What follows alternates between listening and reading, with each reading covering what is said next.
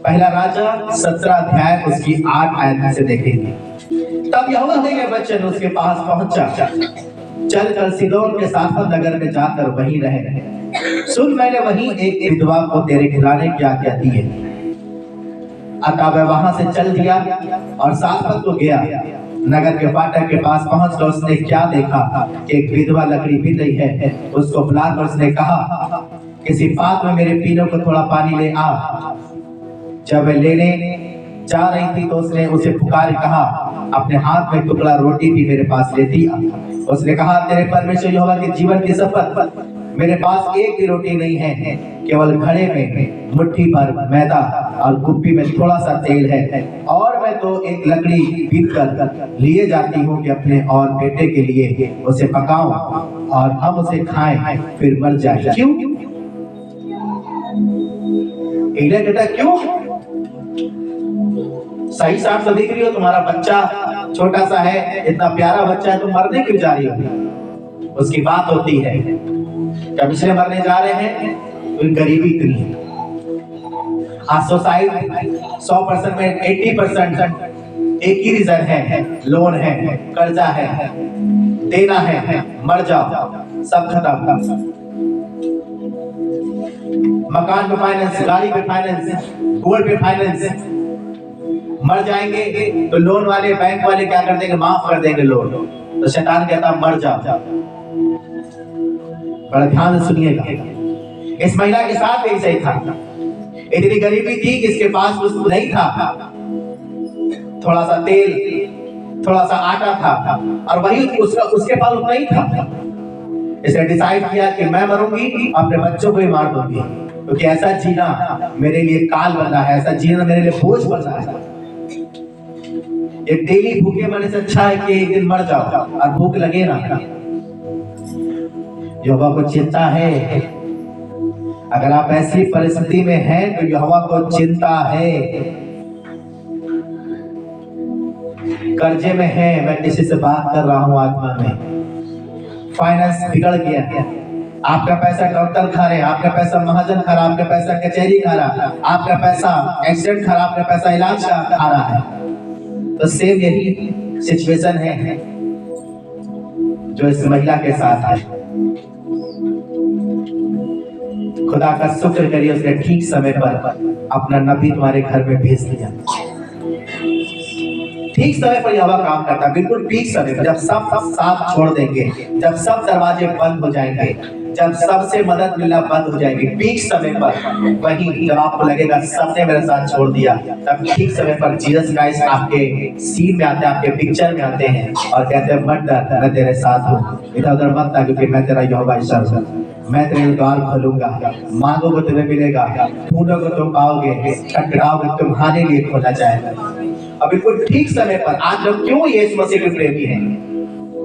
क्योंकि सबने मेरा साथ जब छोड़ा था, किसी ने मेरा साथ नहीं दिया।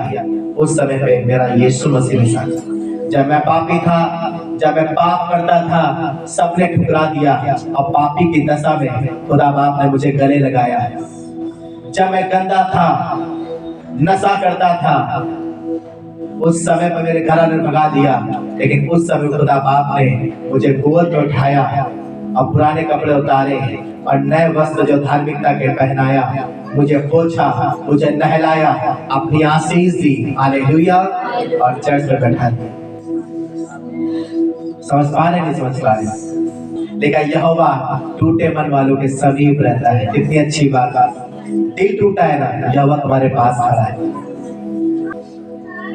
एलिया ने उससे कहा मत डर, जाकर अपने बात के अनुसार कर, परंतु पहले मेरे लिए एक छोटी सी रोटी बनाकर मेरे पास ले आ, फिर इसके बाद अपने और अपने बेटे के लिए बनाना, क्योंकि इस्राएल का परमेश्वर यहोवा यूं कहता है कि जब तक यहोवा भूमि पर मेघ बरसाएगा, तब तक ना तो तेरे उस घड़े का मैदा समाप्त होगा और ना उस कुप्पी का तेल। मिल गई आशीष। मिल गई आशीष। उसने कहा जो मेरे भेजने वाले को ग्रहण करता है वह मुझे ग्रहण करता है, और जो मुझे ग्रहण करता है वो भेजने वाले को ग्रहण करता है। इसका मतलब बहुत डीप है। आप जब चर्च आते हैं आपने जीसस क्राइस्ट को नहीं देखा, आप खादिम के अंदर जीसस क्राइस्ट को देखते हो। अभागा है वो खादिम जो अपने जीवन से जीसस क्राइस्ट को दिखा रहा है कलीसिया में। यीशु मसीह को नहीं दिखा रहा है कलीसिया में अपने आप से जीवन से। आपने देखा यीशु मसीह को? मैंने भी नहीं देखा। जब सच्चे राह से टकरा जाते हैं ना, तब जानते हैं कि यहोवा क्या है।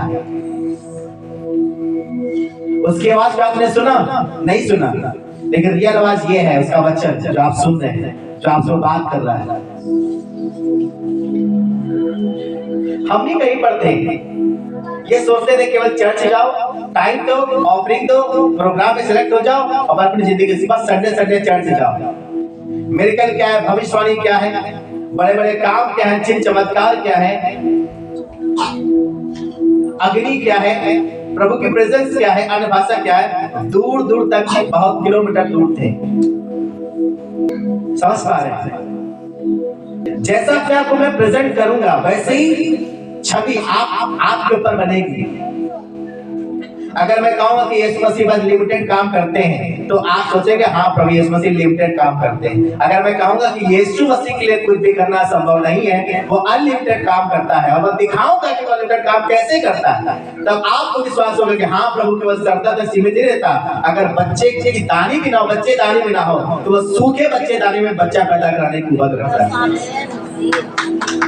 मेरी रिस्पॉन्सिबिलिटी बनती है कि मैं इसको बताऊं कलीसिया में कि जो आपका परमेश्वर है वो छोटे काम नहीं करता, वो बड़े बड़े काम करता है।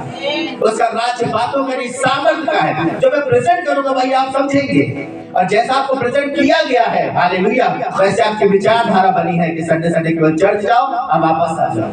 केवल चर्च जाना सीमित नहीं है, चर्च जाकर उसके वचन को फॉलो करना, पवित्र आत्मा के साथ संगति करना, प्रभु का काम करना, रूहे बचाना, थकना नहीं, रुकना नहीं। जो तुम्हें जीवन मिला वो एक बार मिला है, उसे बड़े आराम से और बड़े कदर करके तुम्हें जीना है।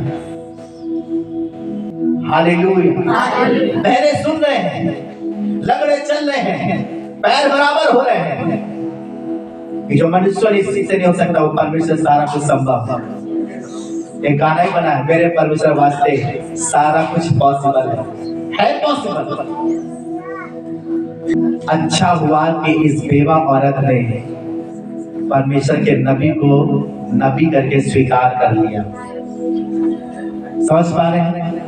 वही नबी की अनॉइंटिंग को रिसीव कर पाता है जो नबी को नबी जानता है, और जो नबी को इंसान जानता है। अगर आप कहते हैं आदित्य भैया, तो भैया गुस्सा भी करते हैं। समझ पा रहे हैं? भैया छोटी छोटी गलती भी हो जाती है, तो फिर भैया राइटिंग आपके पास आएगी, भैया वाली। और यदि आप कहते हैं पास्टर, प्रभु के दास, तो दास भूत प्रेत को निकालना है, दास दुष्ट आत्मा को निकालना है, दास जिस पे हाथ रख रहा है वो चंगा हो रहा है, दास प्रोफेसी कर रहा है। अगर आपने दास को दास करके स्वीकार किया तो वो अनॉइंटिंग अब में से आप में ट्रांसफर होगी।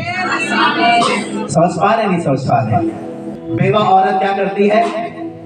जो उसके पास होता है उसके लिए उसके पास उतना ही बहुत कुछ था, लेकिन जब वो परमेश्वर के दास को देती है, हालेलुया, तब परमेश्वर के दास भविष्यवाणी करता है कि एलिया प्रॉफिट था और कहा अब से दुनिया में अकाल होगा, लेकिन तेरे घर में कभी विरासत की घटी ना होगी, कुप्पी का तेल कभी खत्म ना होगा। जा सारे बर्तन ले आ। परमेश्वर के दास ने भर दिया।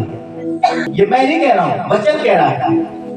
दूसरा कुरिन्थियों 9:6 में लिखा है, जो थोड़ा बोता है वो थोड़ा काटता है, जो ज्यादा बोता है वो ज्यादा काटता है। इंसान जो बोएगा वो काटेगा। फिर आप कहते हैं कि हमें आशीष क्यों नहीं मिली, मेरा कर्जा क्यों खत्म हो रहा, मेरी चीजें क्यों नहीं, ब्लेस्ड क्यों नहीं? क्योंकि हम इस वचन को फॉलो नहीं कर रहे हैं। लिखा सारे दशमांश परमेश्वर के भवन में ले आओ, ऐसा करके यहोवा को परखो, ऐसा करके प्रधान सुने, ऐसा करके यहोवा को परखो कि वह तुम्हारे लिए परमपाद की आशीष की वर्षा करता है कि भी नहीं।